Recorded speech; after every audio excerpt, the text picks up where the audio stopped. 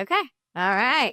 Welcome to the Ruston Small Business Month podcast, coming to you from the Origin Bank podcast suite. This month we are celebrating the heart of our community, our incredible small business. So let's dive in. We have Patrick Scott. Patrick Scott, welcome. Thank you for coming. Patrick is Associate Professor of Economics through the Department of Economics and Finance with the College of Business. Patrick, you're here to talk to us just about some highs and lows of being a small business owner. Yeah, absolutely. So, small businesses are just an incredibly important part of what it is to be in a community. They tend to operate in this really kind of special space that we see in our business landscape. They will be mostly responsible for a lot of the employment movements and dynamics in a particular region. And the smaller that region, the bigger the role that they tend to play in that. But unlike large businesses, they tend to have relatively small profit margins. Their outlook on decision making is not necessarily more long term; it's more short term to medium term, and that kind of plays into how they operate on a regular, everyday basis. Makes sense. I mean, Miss Patricia was just talking about how she does not mark her retail up to what it should be, that she keeps it at a certain price point to help, her customers come in and help keep her customer base and that kind of. So that's kind of what you're. Yeah, I mean, the bigger concern is that most small businesses don't actually have the negotiating leverage with which to have necessarily really small prices, thus being able to actually have a normal markup because of they tend to when they buy goods, especially if they're like a retail environment, they're not necessarily getting those at the same prices as relatively large retail establishments. So then That makes sense. so their margins tend just to be smaller as a result of that in order for them to actually have to compete with the larger With the big box. landscape. That makes sense. I never actually thought about it like that because big box will buy more in bulk than a small business. Yeah. And so they have a smaller bulk price. And so their retail price can be lower. That makes sense. A small business owner is having to, they're either paying rent or they're paying a note for a building they purchased. They're paying, for. Getting in trouble. They tend to not own the land that they're actually operated on, unlike a lot of larger establishments that have that kind of financial base that they've kind of built up over many years of operations. And so, that their overhead is higher. Exactly. Their overhead's higher. I mean, they're kind of squeezed on all sides, so to speak. That makes a lot of sense. It does. But they drive the broader employment dynamics at the national level. Small businesses are responsible for well over half of all of our actual employment movements whenever we have an average recession. Really? Yeah. Okay. And so that's interesting. And that's businesses that hire 10 workers or less. So we'll go into a recession and some large firm will shut down and we'll lose 3,000 jobs. And that's what gets the headline. Oh, this plane's closing down and these people are out of work. And that's terrible. I'm not trying to trivialize that. But we're not talking about the 3,000 plus businesses that only hired 4, 5, 6 workers that all went away too. It's so true. And that becomes the tidal wave that's almost unseen in the middle of a recession. That's the dynamics that I'm talking about. And that is the importance of shopping local and supporting small business. Most of the, even at the state level, most of the work that we do to kind of, when you have to register for a business, the overwhelming majority of that work is for small businesses. And then they churn so quickly, and that becomes just a massive data problem. And it doesn't make the headlines. Yeah. Yeah, that's so true. So what kind of return on investment do small businesses provide? Oh, I love this part. This is our numbers guy. This part I'm may be over my head, but I'm holding on. It's actually not. So I'm gonna break it down into relatively manageable pieces. So suppose you take $100 and you spend that $100 into three possible ways. You could take $100 and you spend it on, let's say, a relatively well-known online retailer that might offer 2-day shipping. Okay. So we're getting an Amazon dress. So it's sick. The return to the local community, especially let's say just the average community here in Louisiana, might be about 25 cents on that $100. Okay. Very little of that actually will recirculate back into the region. Largely, the tiny slice of that goes to the delivery fee. Okay. Very little of it actually just will recirculate within the local community.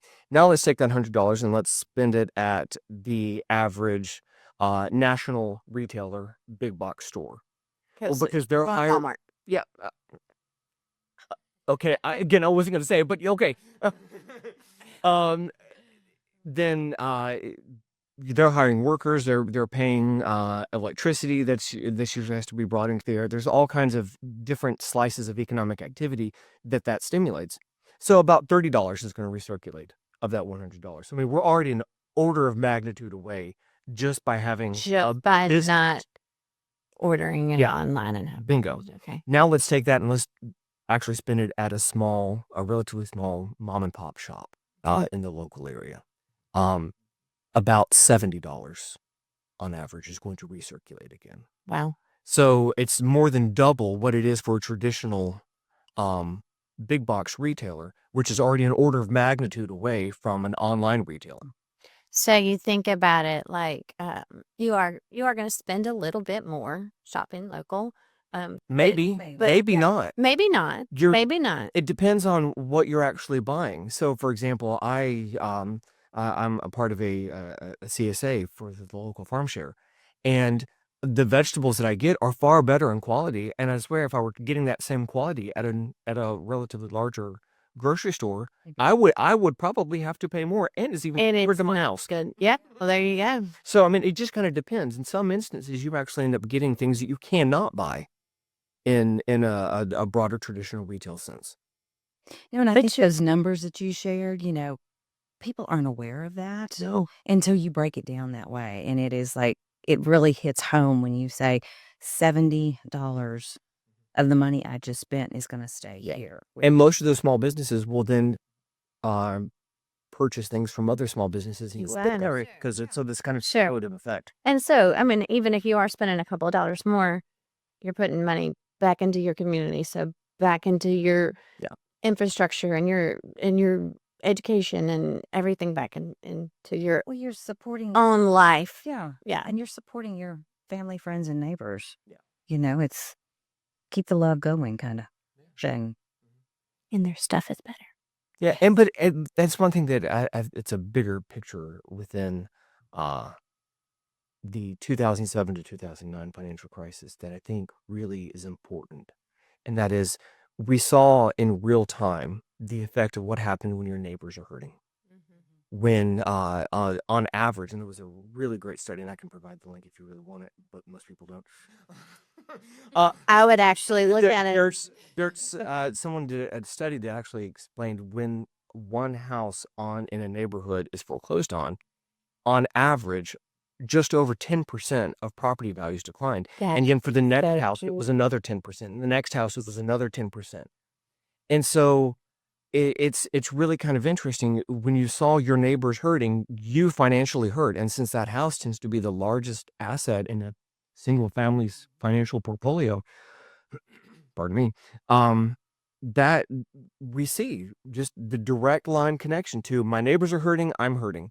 But we kind of forget that if that happens in a neighborhood, it happens in a city. If it happens in a city, it happens in a state. If it happens in a state, country. Yeah. And technically, we should all be every other country's cheerleader when they have really good GDP numbers. But somehow we have this kind of view that GDP is gross domestic product. Okay, thank you. It's kind of the benchmark of how we measure an overall size of an economy. Okay. But somehow we kind of have this view that it's like a zero-sum game, that if China has really good GDP numbers, it's at our expense. And that's not true.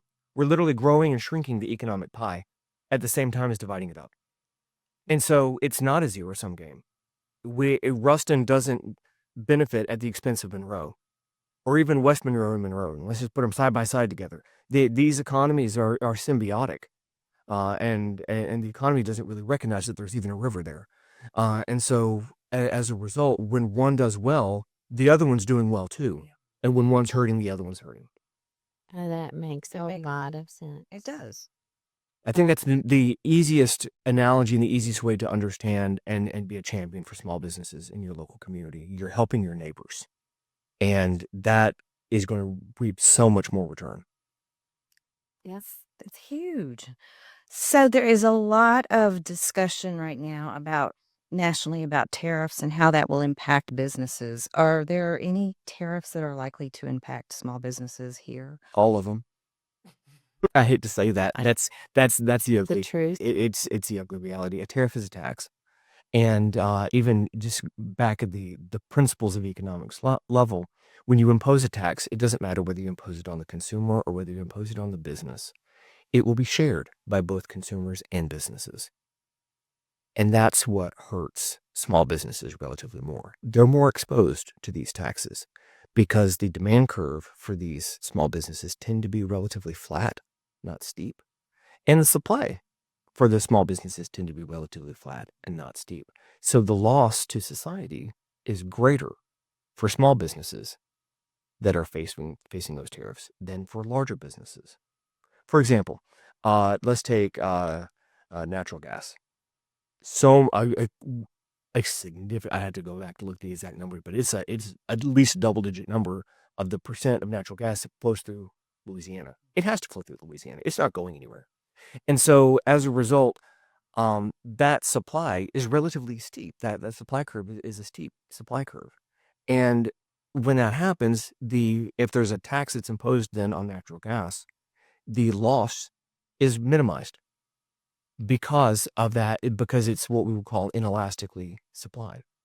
Same thing for an inelastically demanded good. But these are very elastically demanded and elastically supplied goods. So when you impose a tariff like that, you're going to hurt small businesses and you're going to hurt the communities. And as for the same reason that their profit margins are relatively smaller, they're also facing disproportionately more of the risk. And it just trickle down. Yeah. And it's just a recipe for disaster. So give me another example other than natural gas, Sure. like another example of a tariff that will trickle down to small business. Steel and aluminum tariffs, I think, are the biggest threat right now to small businesses. And depending upon your industry, it kind of will, you'll see relatively different mileage as to exactly how that will impact you.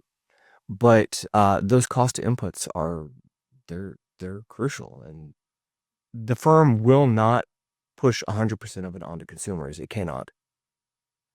It will take a hit. There will be kind of a drop in bottom line as a result of that. Now, the amount that they're able to push off onto the consumer, that's going to depend just on their own individual business, What it is. the competitive environment that particular small business finds itself operating in. So is there any way for businesses to prepare for this and to kind of meet the challenge ahead, or just to know that it's coming down the pipeline and be aware? That is the true challenge, because I don't see how small businesses are able to insulate themselves that much from the risk that they face. Larger businesses can put off large capital investments that are Sure. relatively steel or aluminum heavy. We're definitely going to see kind of a pause. Some larger projects kind of hit the pause button throughout the state. But for small businesses, they largely operate in a world where they have relatively little price control and they take their costs as given. Yeah. And that matters. That doesn't mean that they can pass it all on, but that means that they are on the hook for some of it. So that's just the reality. For the same reason that I mentioned earlier, that small businesses kind of operate with short to medium term plans. The longer term ends up being something that never happens for a small Yeah, business. because they don't survive. Yeah, they grow into that, and eventually the ones that can grow, then they start long-term planning, but only after they hit some type of critical threshold, like a snowball rolling downhill. Yeah. That's only when they start to really do the long-term planning, when they have that nice cushion of financial capital. Yeah. So- It takes a while with a small business. Oh, it does. Yeah, You know, it does. what is it, the norm that you don't really see a profit until 5 to 7 years into? Somewhere around that 5. I would have said 5 to 6, but yeah, Miss somewhere. Brenda just said that when we were asking her about advice for small business. She said, just know you're not going to get a paycheck for several years. It's Yours, They're looking to start a small business. You won't get paid for so. You gotta love and want to do what you're doing. And, Yeah. Yeah. So, well, not to end on a down note. There's some good news. Oh yeah.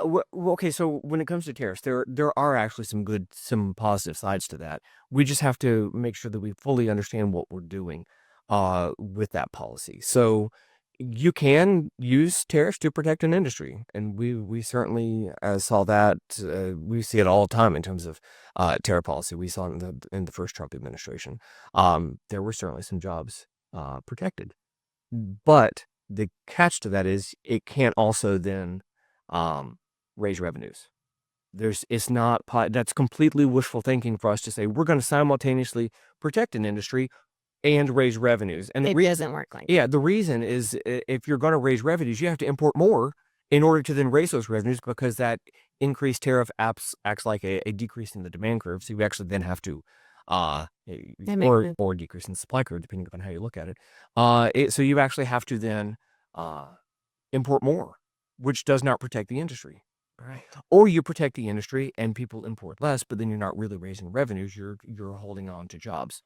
So it just depends on what is the objective. The specific situation. But the notion that we can do both is that's what's not happening.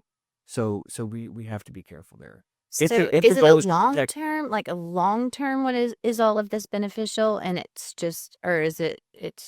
Well, it's always inefficient. It's always inefficient. It's always going to lead to higher prices. That's the challenge, and that's the thing that we don't tend to talk about, but we tend to ignore that. I mean, the kind of classical example that we talk about in the principles class is the tariff on sugar, and those kind of protectionist policies. I mean, each one of us pays about 3 cents a year. So it's relatively small, but in order to protect a handful of jobs for sugar producers. That is so interesting, because we just wouldn't know. I don't think about that. Yeah, and so that's the example that we tend to talk about in a lot of our textbooks. But it is truly inefficient. So we could remove that, take all of that 3 cents that everyone's paying all around the country, and pay every one of those workers to sit at home and do nothing, and prices would go down. Oh, That's the catch. So, I mean, so I guess it just depends on what it is we're after. Now, as someone who studies regional economic development, I'll be the first to admit you don't really get regional development without employment. Right. That is the key. And so if the goal is to maximize employment, then society may decide we're better off with that. And so so it really just depends on the objectives. yeah. I'm relatively agnostic. I'm not going to be one to sit there and grind an axe on something, but it can go both. It really can go both ways. It just depends on what it is we're looking at. Yeah. But it is inefficient, sure. But theoretical efficiency is always just that. It's theoretical. So I don't think we ever operate on the boundaries of what is truly efficient. And I'm not sure that society would like that if we did. Yeah. Can I ask a question? This is gonna sound a little silly, but this is just a mom question. Fire away. There's no simple And questions. I bet you know the answer to it. I might not. I'm not calling out. I need to know why eggs are so expensive right now. Oh, I think the number one reason eggs are so expensive right now is bird flu. You really do think that's what it is? Yeah. I mean, we've had to kill a whole lot of chickens. Yeah. Because it's risky. I mean, it's not. I mean, yes, inflation's a concern, and eggs become just one inflection point of It's just kind of inflation concern. what everyone talks Look, about. but the price of eggs shot up way more than the rate of inflation. Okay. Yeah. It's not just because all of a sudden people wanted to eat more eggs. Okay. No, it was a shock to It's real supply. bird flu. Yeah, Okay. and so I mean, I think it's going to settle down. It's going to tamp down. Absolutely. Inflation concerns are still there. They're still burning bright, but that's not a political thing. Okay. And that's the weird thing. Yes, tariffs are going to increase prices, but those are singular shocks. They're permanent shocks, but they're singular shocks. That's technically not inflation. That's inflation. We tend to conflate this idea of growing prices as inflation and everything that might possibly contribute to growing prices being inflation. Inflation is actually persistent price increases over time. A tariff won't do that. A tariff will just kind of ride above the ambient price level as like this permanent wedge of higher prices, but it's not actually changing inflation dynamics, the change in prices over time. That's the key. And it seems like I'm mincing words, but I'm not. No, I realize They're technically different things. Inflation, we can lay 100% of it at the feet of the Federal Reserve. And the Federal Reserve pushed out the monetary policy boat in mid-March of 2020 and squeezed too much toothpaste out of the tube. That's the reality of it. It spent the rest of 2020 and 2021 kind of saying, no, we didn't overshoot. Yes, they did. And then they finally realized in 2022, oh, yeah, we did. Now we have to start raising interest rates, because interest rates are part of how we actually calculate and put pressure on interest rates is dictated by inflation. So is not there, the other way around. Is there any hope that they may go down? Yes, and they have. A little bit. Prices have slowly trickled Interest down. rate. Yeah, or interest rates have, but as a function. So I mean, that's as a function of prices coming down too. Okay. So prices actually now, are they going to decrease in price? No, we're just slowing the growth rate. Again, that's that difference between overall ambient price level and inflation. So they know So the that growth there rate goes down, but we're not going to see it continue to. But this is not about presidential politics. It never was. This is just the way It is monetary policy. Yeah. Okay. That makes so much sense. Thank you. That was so you, Patrick. Not a problem at all. Thank you so much. Thank you very much for having me. I really appreciate it. Thank you. We do appreciate it.